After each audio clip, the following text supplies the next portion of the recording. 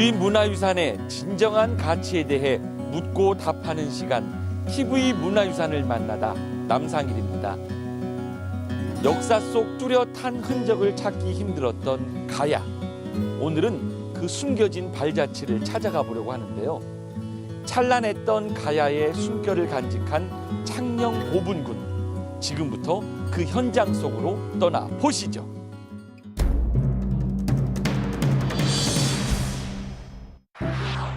낙동강을 자양분으로 삼은 가야의 땅 창녕. 오늘 지역민과 가야의 역사를 공유하는 특별한 설명회가 열렸다고 합니다.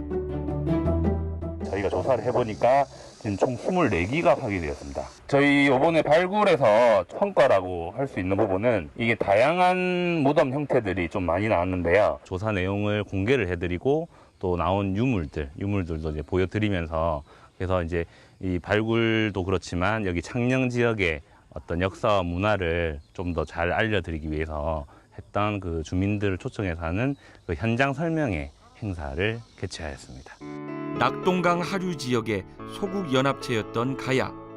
초기 김해 금간 가야에서 후기 고령 대가야를 중심으로 600년간 소국 연합체의 형태로 한반도의 역사를 함께 그려왔습니다. 18개의 시군이 있습니다.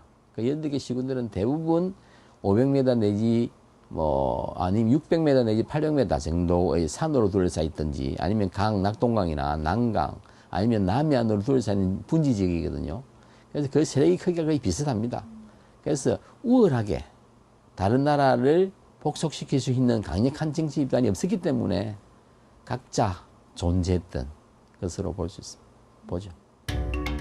역사 고증 속 자체적인 기록이 남아있지 않은 가야.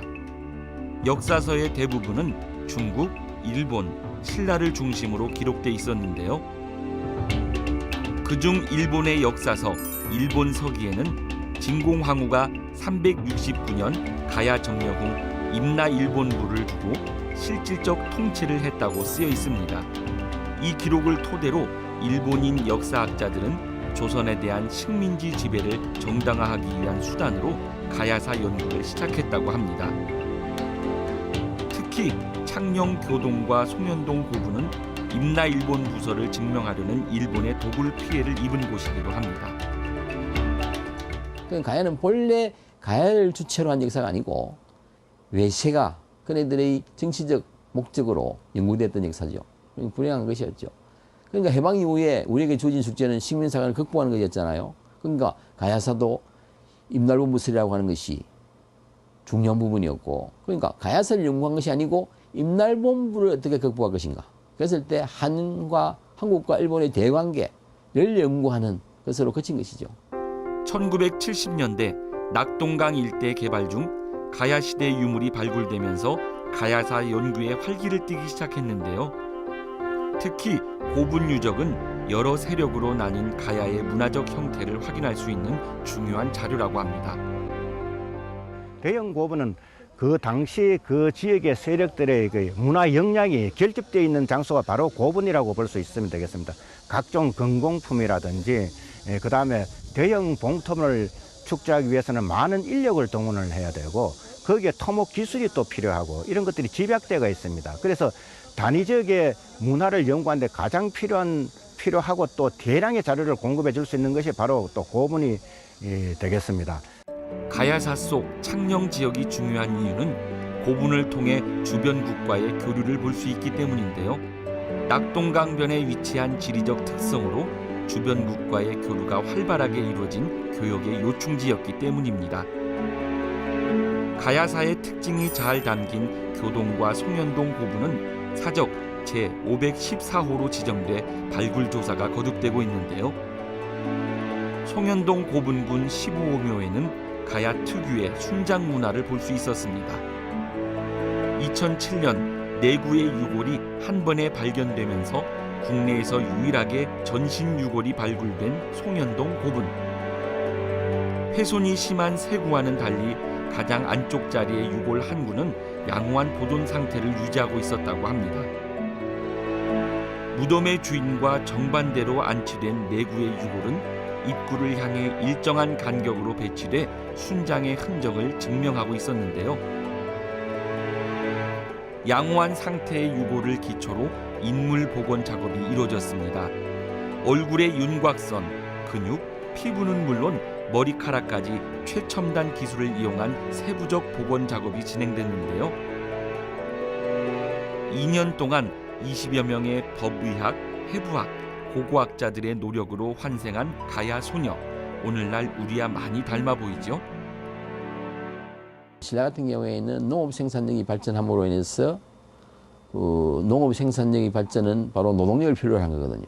그러니까 순장을 통해서 강제적으로 사람이 죽는 그것은 노동력의 상실이기 때문에 그것을 갖다가 막을 했을 가능성이 높고, 가야 같은 경우에는 농업 생산이보다는 주로 교육이나 이런 것들 통해서 성장했던 측면이 강합니다. 그래서 노동력에 대한 소중함이 덜했을 수도 있는 거고, 아니면 죽은 사람에 대한 예를 더욱더 후하게 했던 이런 측면도 있을 수 있는, 종교적인 측면 아니면 산업적인 측면에서 순장의 모습을 봐야 되겠죠. 40만 제곱미터에 달하는 교동과 송현동 고분은 1, 2, 3 구역으로 나뉘어 발굴 조사가 이루어졌는데요.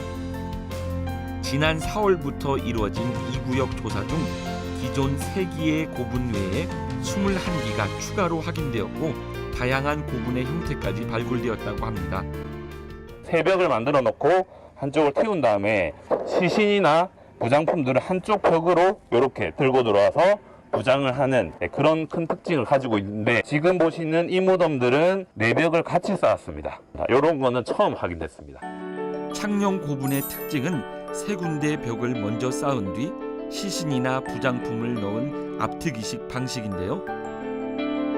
4벽을 동시 조성한 고분이 최초로 발견됐다고 합니다.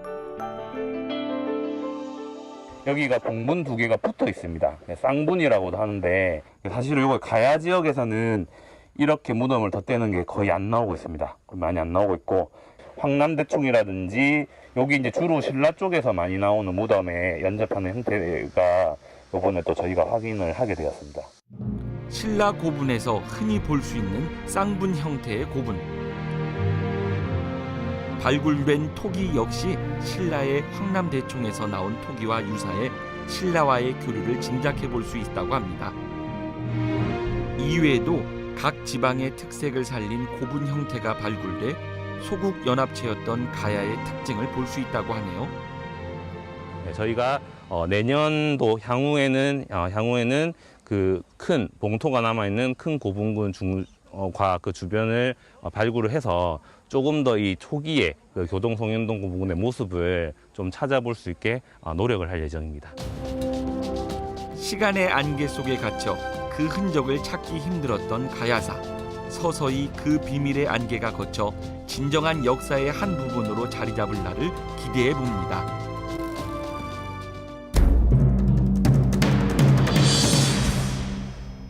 오늘은 세계 4대 진미로 꼽히는 음식을 소개하려고 하는데요. 그 신비한 맛은 생명과도 바꿀 만한 가치가 있다라는 말이 전해질 정도로 빼어난 맛을 자랑한다고 합니다. 지금부터 그 특별한 음식 만나보시죠. 전통 한국 음식의 진수를 보여주는 한국의 집.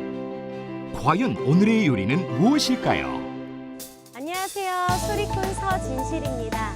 오늘도 한국 고유의 맛을 느끼기 위해 이곳 한국의 집에 찾아왔는데요. 전통 요리의 대가 김도석 조리장님 만나보겠습니다. 조리장님, 안녕하세요.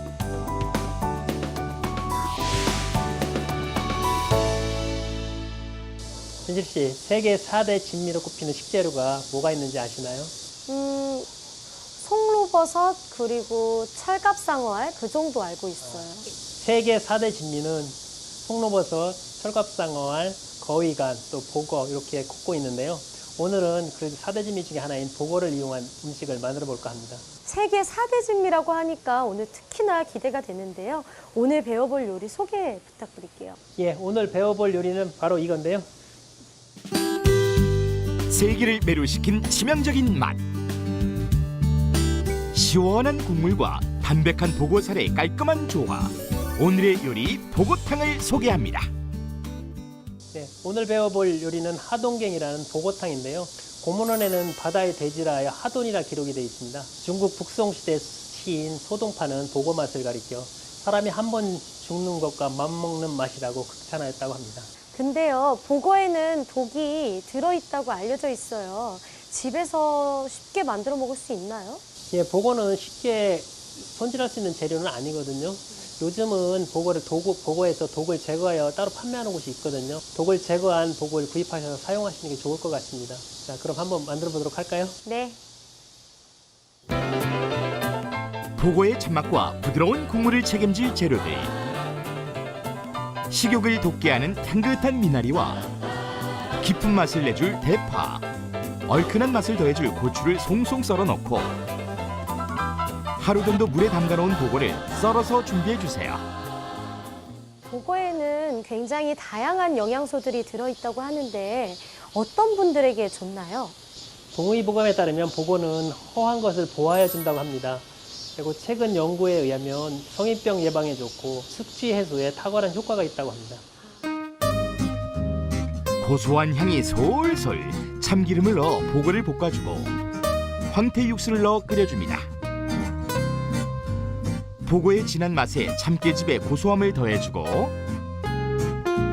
깔끔한 맛의 1등 공신 채소를 넣어줍니다. 근데 조리장님, 보고 요리에 미나리가 들어가는 특별한 이유가 있어요? 예, 미나리에는 엽록소가 많아서 간의 독소를 빼준다고 알려져 있습니다. 그래서 우리 선조님들도 그 보고의 독을 제거하기 위해서 미나리를 넣어 같이 끓여갖고 드셨다고 합니다. 네, 지금 다 됐는데요. 한번 드셔보시죠. 네. 그러면 제가 한번 맛을 보겠습니다. 담백한 보고살과 속이 확 풀리는 시원한 국물. 목숨과도 바꾼다는 보고 요리 그 맛은? 정말 맛있어요. 보고의 담백함과 그리고 미나리의 향긋함이 그 맛을 2배로 만들어주는 것 같습니다. 제가 그럼 소리로 표현을 해보도록 할게요. 둥둥둥 하동갱, 둥둥 하동갱, 4대 진미 중에 하동갱 당연 최고로다. 감사합니다. 보고탕으로 가정에서도 세계 4대 진미를 즐겨보시기 바랍니다. 전 세계 미식가들의 입맛을 사로잡은 보고. 전통 조리법이 담긴 보고탕으로 든든한 한 끼 식사 즐겨보세요.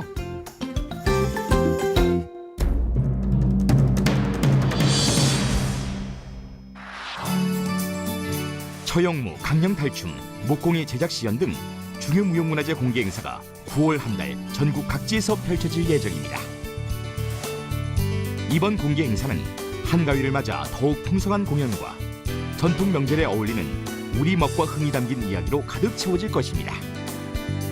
9월 10일 6시 30분부터 8시 30분까지 덕수궁 한명전에서 국제사진영상 상영회 달과 사진의 밤이 개최됩니다. 이번 상영회는 11개국의 사진작가의 작품이 전시되며 청명한 가을밤의 정취와 어울리는 사진은 물론 음악까지 함께 감상할 좋은 기회가 될 것입니다. 역사가 열리는 시간, TV 문화유산을 만나다. 우리네 인생을 일컬어 한 굽이 한 굽이 걸어가는 고갯길 같다라는 말을 하는데요. 우리 역사 또한 마찬가지입니다.